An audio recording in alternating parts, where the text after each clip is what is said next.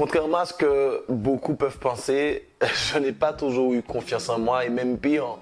Je me rappelle de mon enfance où j'étais hyper timide. C'était même pas de la timidité, c'était de la phobie sociale. J'avais vraiment peur des gens. Donc je sais ce que tu ressens. Je sais ce que tu ressens de vivre dans ce manque de confiance, de ne pas pouvoir exprimer tout ce que tu as envie d'exprimer à l'intérieur de toi. Et tous ces projets que tu as dans les tiroirs, mais que tu as du mal à mettre en application parce que voilà, il y a le manque de confiance, il y a un manque d'assurance et tout ça te bloque.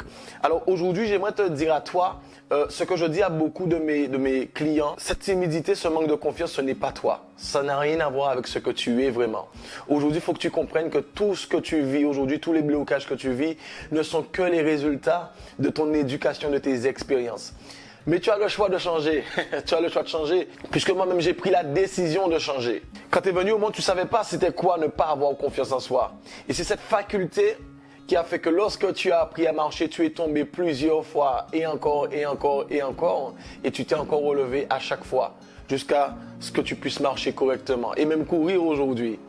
Donc tout ça pour te dire que la confiance en soi, ce n'est pas quelque chose qui s'apprend, mais qui se retrouve parce que tu l'as déjà en toi. Tu es déjà quelqu'un d'exceptionnel. Tu l'as simplement oublié. Le manque de confiance en soi est toujours manifesté par une certaine peur au moment où on va passer à l'action. Mais je veux que tu comprennes en fait que la peur ne se passe que dans ta tête. La peur n'est pas réelle en fait.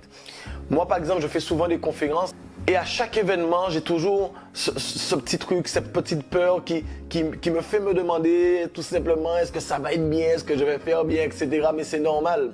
Mais il faut bien comprendre en fait que chaque peur pour toi est une opportunité de devenir meilleur. Parce que derrière chaque peur se cache une opportunité de grandir. Alors tu dois la saisir ça. Tu dois passer à l'action, tu dois te dire à un moment donné qu'il faut que tu affrontes ces peurs tout simplement. Parce que peu importe qui tu es, tu as quelque chose à offrir au monde.